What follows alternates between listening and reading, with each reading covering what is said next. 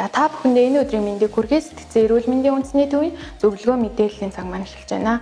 За өнөөдрийн хувьд гэх юм бол хүүхдийн хүчирхийллийн эсрэг одоо ямар арга хэмжээ авах уу, хаана мэдээлэх талаар болохоор мэдээлэл өгнө. За хүүхдийн хүчирхийллийг Дэлхийн эрүүл мэндийн байгууллагаас хүүхдийн конвенц заасны дагуу 4 тодорхой бүлэгт болгож хуваасан байдаг.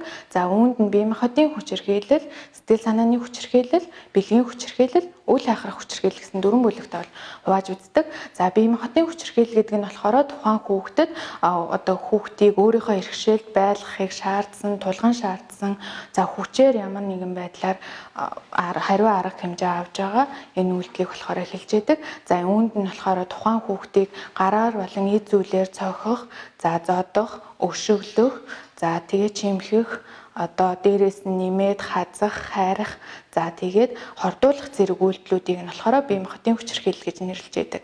За тухайн хүүхдийн сэтгэл санааны хүчирхийлэл гэдэг нь болохоор маш өргөн агуулгатай байдаг.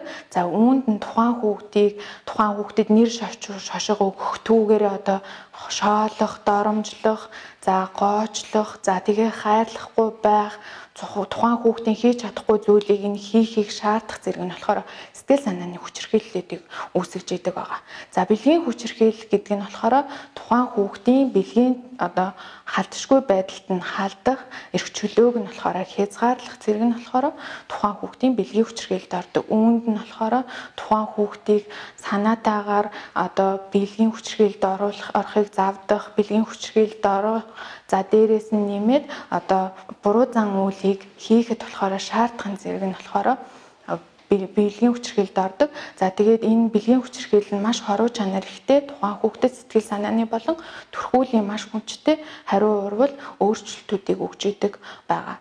За үл хайхрах хүчирхийлэл гэдэг нь болохоор тухайн хүүхдийг асран хамгаалагч эцэг эх, аах эгч, тухайн ойр дотны хүмүүс нь эрүүл мэнд болон хувцас, орон байраар хангах зэрэг үүргээ биелүүлээгүй улмаас тухайн хүүхдэд аюултай үйлдэл үзүүлэх, за аюултай эрсдэлд оруулах зэрэг нь үл хайхрах хүчирхийлэлд ордог.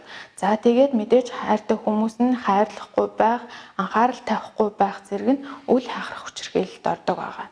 За тухайн хүүхд хүчирхийлэлд өртсөний улмаас ямар шинж тэмдэг илэрхэх вэ гэхээр бага насны хүүхдүүдэд бол хар дар зүүдлэх, орондоо шээх, хумсаа мэрэх, ээрэх, за тэгээд дээрээс нь нэмээд хөгжлөн хоцрогдох, хэл дудаа орох зэрэг шинжүүд илэрч идэг. За тэгээд сэтгэл санааны хувьд айсан, түгсэн, юмд санаа зовсон, за мартамхай болсон, за анхаарал төвлөрөлтгүй болсон, уур уцаартай болсон, бухимдуу, за тэгээд эсэргүүцэн сүргэлдэх хандлагатай болж эхэлдэг. За мөн дээрээс нь нэмээд сургуульдаа явах дургүй, үеийн хүүхдүүдтэйг нийлэх сонирхолгүй, ганцаараа байх дуртай. За тэгээд аль болох цагийг ганцаараа өнгөрөөхийг эрмэлзсэн болж эхэлдэг. Мөн дээрээс нь нэмээд тухайн хүүхдүүд сурлагын чанар муудаж, сургууль завсардах, худлаа ярих, хулгай хийх, гэрээсээ даажих, за тэгээд хулгай хийх, бусад хүүхдүүдтэй нийлэх, за мансууруулах төрлийн бодис хэрэглэгч гэдэг юм уу, үл тэм бүтэх зүйлүүдийг хийж эхэлдэг байгаа.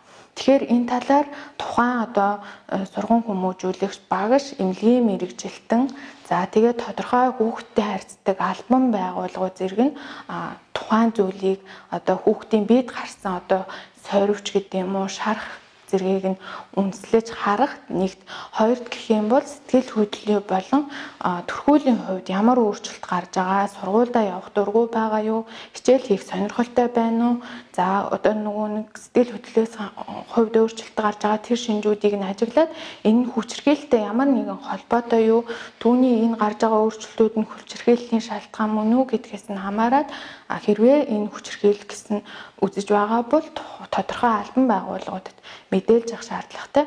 За тэгэхээр хаана мэдээлж хандах вэ гэхээр нэгдүгээр цагдаагийн байгууллага 102 утас, за түргэн тусламжийн утас 103 утас, гэр бүлийн хүчирхийллийг мэдээлдэг 107 утас, хүүхдийн хүчирхийллийн эсрэг 108 утас зэрэгт болохоор мэдээлэх шаардлагатай. За мөн тухайн аймгийн цагдаагийн хэлтэс хэдвээ сум орон нутагт бол сумын одоо цагдаа, дээрээс нь нэмээд сумын засаг даргатаа бас мэдээлж болно. За хамгийн ойрын хүмүүс болох гэр бүлийнхэндээ бас мэдэгдэх, багштай мэдэгдэх нь болохоор хамгийн зөв алхам болдог байгаа. За тэгэхээр тухайн одоо гэр бүлийн хүчирхийлэл, хүүхдийн хүчирхийлэл нь дахин давтах хандлагатай байдаг учраас одоо хэрвээ энэ тохиолдлыг мэдсэн тохиолдолд заавал холбогдох байгууллагт нь хандаж мэдээлж авах нь эргэн хүний үүрэг билээ. За коронавирустай холбоотойгоор хөл хорой тогтоосон энэ үед эцэгчүүд маань хүүхдийнхаа юун дээр анхаарах вэ гэхээр мэдээж хамгийн түрүүнд тухайн хүүхдэд хийж байгаа үйлдэл дээр нь анхаарна. За энэ үед хүүхдүүд маань ихэвчлэн дэлгэцийн хамааралд орох гээд байдаг учраас тухайн хүүхдийнхаа дэлгэцийн эргэлтэн дээр хязгаарлалт тавина. За энийг бол эцэгчүүд нь хэрэглээ байдлаар нь одоо хэрэглэх ёстой гэдгийг хүүхдэд маш сайн тодорхой ойлгуулах шаардлагатай. За тэгээд энэ үед нь одоо телевизэлийг нь үзүүлээд за тухайн хүүхдийн одоо өөр чөлөөтэй загад нь одоо маш бага хэмжээгээр дэлгэцийн хэрэглээг болохоор хэрэглүүлж болно. Тэгэхээр энэ тал дээр эцэгчүүд маань өөрсдөө маш сайн хариуцлагатай үлгэр дуурайлал үзүүлэх хэрэгтэй. Хүүхдүүд маань одоо эцэгчүүд маань өөрсдөө дэлгэцийн хэрэглээ маш өндөртэй байж хүүхдэд ямар нэгэн шаардлага тавих юм бол энэ нь тухайн хүүхдэд болохоор одоо энийг яаж хүлээж авах вэ гэхээр сөрөг байдлаар хүлээж авдаг. За эцэгчүүд маань ийм байж өөрсдөө яагаад ингэ хэрэглээд ээжж би яагаад хэрэглэж болохгүй юм бэ гэсэн эргэлзээтэй байдал үүсдэг учраас эцэгчүүд маань энэ тал дээр өөрсдөө анхаарна. За 0-2 насны хүүхдүүд бол дэлгэцийн хэрэглээ байх ёсгүй. За хүмүүс ихэвчлэн 0-2 насны хүүхдүүдэд дэлгэц маш удаан хугацаагаар хэрэглүүлэх буюу таблет одоо зурагт утас зэрэг нь болохоор дэлгэцийн хэрэглээнд орж идэг. Тэгэхээр хүүхдүүдтэй одоо хоолыг нийлүүлэгч гэдэг юм уу өөр зүйл анхаарлыг нь хандуулахын тулд дэлгэц ашиглуулж одоо Google-ийн киноч гэдэг юм уу үзүүлээд байдаг учраас энэ нь маш буруу гэдгийг нь эцэгчүүдэд хэлэх шаардлагатай. За энэ нь хилд орох байдлыг удаашруулах, бусдад харьцах байдлыг удаашруулах зэрэг танин мэдгүн чадварууд нь хөгжөхөд одоо маш их саад бэрхшээл болдог учраас энийг эцэгчүүд анхаарах шаардлагатай.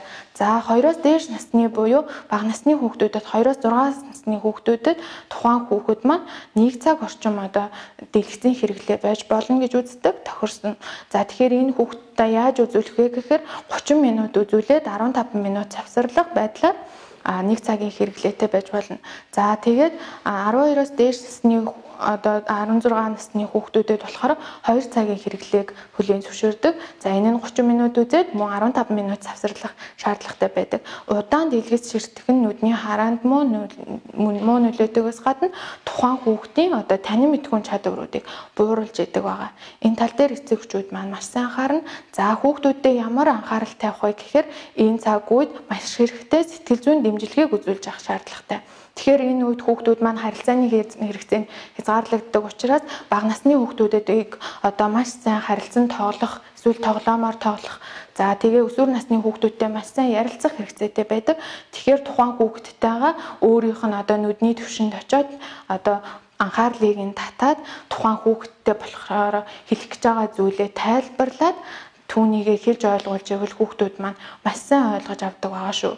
За тэгээ энэ цаг үед болохоор тухайн мэдээлэл одоо коронавирустай холбоотой, цар тахалтай холбоотойгоор мэдээллийг тодорхой их сурвалжаас заавал авч явах шаардлагатай гэдгийг хүүхдүүдтэй хэлэх хэрэгтэй. Тэгэхгүй бол одоо тодорхой бус их сурвалжаас авсан мэдээллээрээ хүүхэд маань айр түгших, санаа зовох зэрэг зүйлүүд, сэтгэл хөдлөлүүд гарч болцсошгүй гэдгийг маш сайн анхаараарай.